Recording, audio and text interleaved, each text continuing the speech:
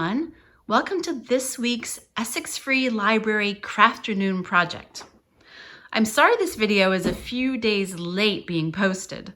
The library started curbside pickup this week. Yay! And we've had to adjust our schedules a bit to fit everything in. We are all back on track now though and ready to do some crafting. Today, I'm going to do a super cute lion craft in 3 slightly different ways. First, let's get our materials. We'll need a full sheet of white paper, some markers or crayons in lion colors. I use mostly yellow and black for these projects. We'll always need glue, of course. And for lion number 1, I use strips of yellow and orange paper to make the mane. Remember, if you only have white paper, it's no problem. You can always color the paper to make it yellow or orange. For my second lion, I used strips of yellow and orange yarn. They were cut into 3-inch pieces. Okay, now that we have our materials, it's time to craft. First, get your sheet of paper and a black marker for drawing. Find something round to trace. I used a plastic plate.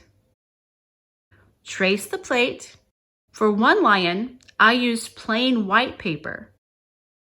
But for my second and my third lions, I used newspaper to see how it would look.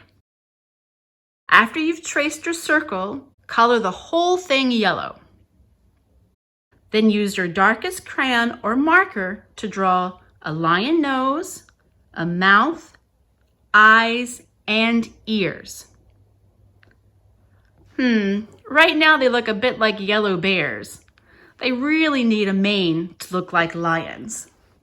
So, for the mane on our first lion, take your paper strips and wrap them around a pencil to get curled paper, kind of like we did for our waves last week on the sailboat craft.